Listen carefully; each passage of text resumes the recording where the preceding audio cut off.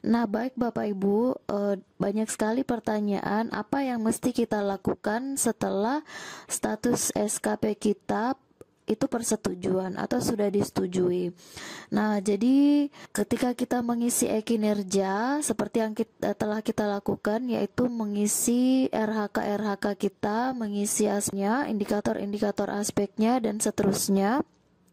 Nah, setelah itu kita mengajukan SKP, lalu setelah kita mengajukan dan setelah diperiksa itu status SKP kita akan persetujuan. Nah, apa yang mesti kita lakukan setelah itu? Nah, di sini kita bisa mengklik SKP, maka akan muncul seperti ini. Jadi seperti yang Bapak Ibu lihat di sini ada dua cover ya, ada dua bagian. Nah, untuk bagian bawah itu kinerja saya di tahun 2022. Nah, yang ingin saya lengkapi di sini adalah kinerja saya di tahun 2023. Nah, status SKP sudah persetujuan, berarti saya bisa melanjutkan ke tahap yang berikutnya. Tapi sebelum itu, Bapak Ibu pastikan dulu sudah menyiapkan berkas-berkas yang akan kita masukkan di bukti daya dukung itu ke dalam Google Drive.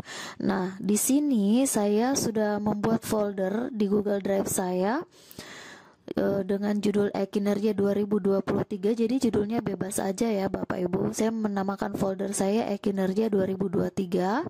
Di dalam folder-folder ini saya membuat folder lagi supaya memudahkan saya nantinya untuk memilah-milah dokumen-dokumen yang akan saya arsipkan. Nah, ini ada beberapa nama-nama foldernya. Jadi seperti misalnya untuk perangkat pembelajaran itu saya upload di folder perangkat pembelajaran. Untuk kegiatan-kegiatan pelaksanaan pembelajaran, dokumentasinya itu akan saya upload di folder pelaksanaan pembelajaran dan begitu pun seterusnya. Jadi kita pastikan bahwa kita sudah mendokumentasikan di Google Drive kita, karena nanti link dari folder-folder tersebut yang akan kita masukkan ke bukti daya dukung. Nah, sekarang kita kembali ke SKP. Nah, kalau kita ingin melanjutkan, nah seperti yang Bapak Ibu lihat di sini ada 4 kolom ya. Kolom detail SKP, matriks peran hasil, SKP bawahan, dan penilaian. Nah, yang kita klik adalah penilaian. Nah, di sini bisa kita lihat SKP tahun 2023 ada unit kerja dan unit kerja induk. Terus di sini untuk pelaksanaan kinerja akan terlihat tiap bulannya ya, Januari, Februari. Karena sekarang sudah di bulan Agustus, maka yang muncul adalah sampai Agustus. Nah, kita kembali ke Januari. Untuk Januari kita klik rencana aksi. Nah, akan muncul seperti ini ya Bapak Ibu. Nah, ini RHK 8 poin yang sudah saya buat sebelumnya. Akan muncul juga kolom rencana aksi di sebelah kanan. Ini setiap RHK-nya ada tombol tambah. Tapi kita sesuaikan aja, tidak mesti untuk semua RHK ini terisi di bulan Januari. Jadi untuk bulan Januari ini, rencana aksi yang telah saya lakukan adalah menyusun perangkat pembelajaran. Itu ada di rencana hasil kerja poin 1. Jadi yang saya klik tambah adalah untuk poin 1. Nah, rencana aksi saya di poin 1 di Januari itu adalah menyusun perangkat pembelajaran untuk semester genap tahun ajaran 2022-2023. Saya klik OK. Nah, mungkin saja ada Bapak Ibu di bulan Januari sempat mengikuti kegiatan seminar atau webinar pendidikan, jadi silakan diklik tambah di situ. Misalnya ya, terus masukkan rencana aksinya, misalnya mengikuti seminar apa gitu ya. Atau mungkin ada Bapak Ibu yang mengikuti sempat menyusun PTK di bulan Januari, silakan klik tambah. Dan seterusnya sampai RHK 8. Tapi untuk saya di bulan Januari yang sempat saya lakukan hanya di poin 1, jadi saya mengisi di poin 1 saja. Kalau sudah, silakan kita kembali Nah, kalau kita akan kembali ke halaman ini. Tadi rencana aksi sudah, maka kita pindah ke pengisian bukti dukung dan lihat hasil. Maka kita akan masuk ke bagian ini. Nah, seperti yang Bapak Ibu lihat, kalau di rencana aksi, di kolom rencana aksi sebelumnya, itu untuk Januari yang saya isi hanya pada RHK tersusunnya rencana kegiatan. Maka yang ada tombol tambah di bukti dukung dan tombol di edit di realisasi itu hanya ada pada poin tersebut. Di poin yang lain tidak ada karena hanya poin tersebut yang saya tambahkan rencana aksinya. Maka jika muncul seperti ini, kita bisa mengklik tambah bukti dukung.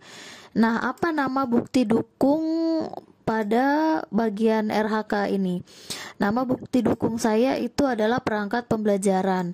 Lalu ini kita memasukkan link, berarti kita kembali ke Google Drive yang tadi sudah saya siapkan. Nah, di sini e-kinerja 2023. Nah, di dalam e-kinerja 2023, file tersebut ada di folder perangkat pembelajaran. Cara memasukkan linknya, kita klik kanan, lalu kita klik share. Nah, di sini ada dua pilihan. Bisa saja kita langsung memilih copy link. Tapi Bapak Ibu tetap harus memperhatikan, kita klik share dulu ya, atau bagikan. Kita klik bagikan. Nah, kalau muncul seperti ini dilarang ya, restricted itu dilarang. Itu kita ganti dulu dengan siapapun yang punya link atau anyone with the link. Supaya ketika atasan kita ingin melihat bukti dukung kita itu bisa dibuka ya.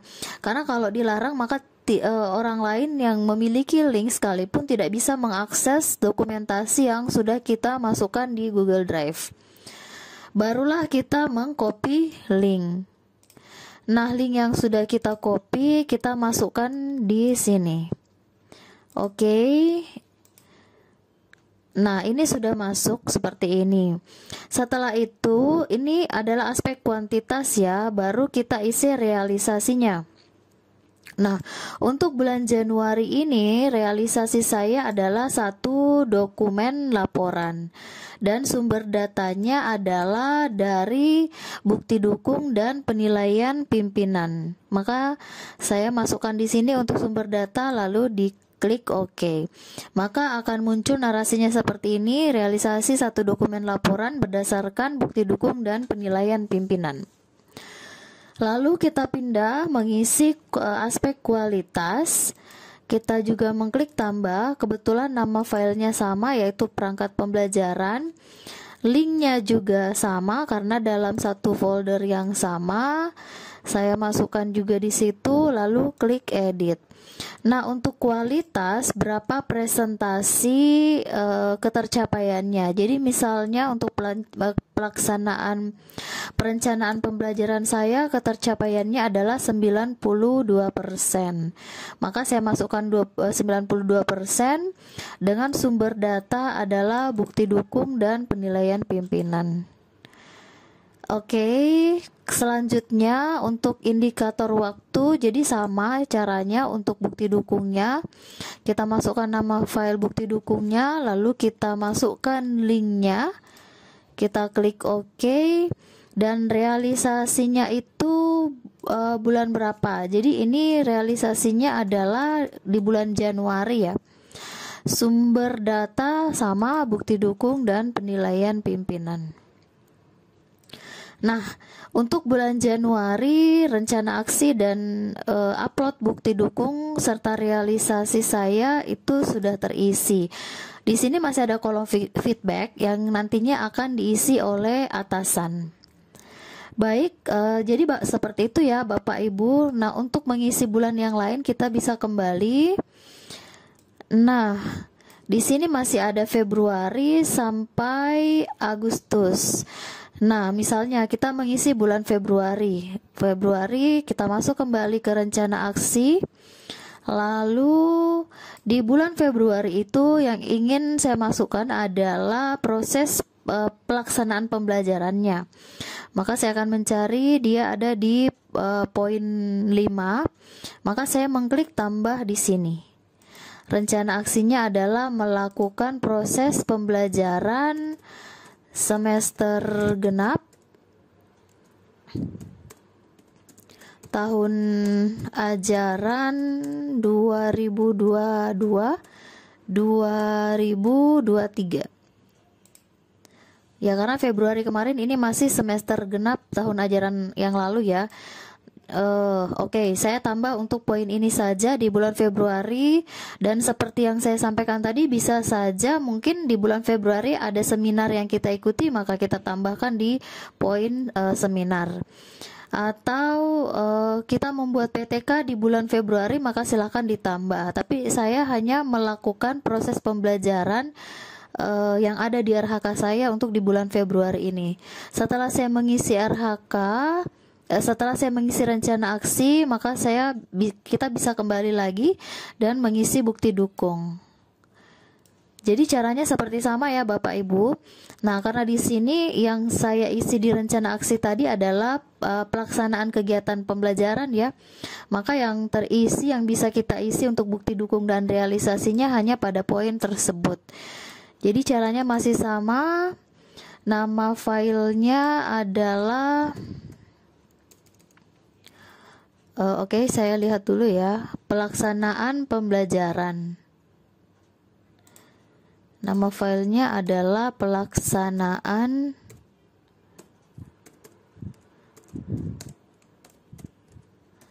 pembelajaran.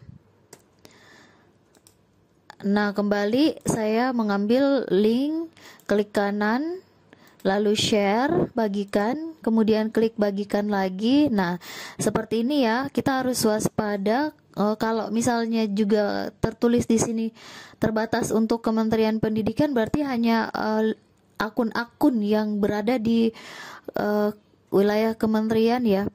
Maka sebaiknya kita mengganti saja dengan anyone with the link, atau siapapun yang memiliki link, supaya orang yang memiliki link ini bisa mengakses. Baru kita copy link dan kita masukkan ke sini.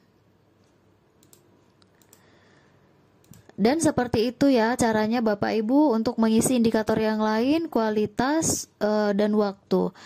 Realisasi juga seperti itu. Untuk kuantitas, misalnya satu dokumen laporan berdasarkan bukti dukung dan penilaian pimpinan. Untuk kualitas itu nanti seberapa persen ketercapaiannya, dan waktu ya kita kondisikan di bulan keberapa. Berarti di sini Februari ya. Karena ini proses laporan pelaksanaan pembelajaran saya kebetulan itu akan dilaporkan tiap bulan, termasuk jurnal-jurnalnya dan daftar hadir peserta didik. Oke, Bapak Ibu, saya kira sudah cukup jelas ya. Jadi untuk tiap bulannya caranya sama. Nah, sedikit tambahan untuk di sini mungkin Bapak Ibu bertanya karena melihat ada kolom feedback perilaku lagi.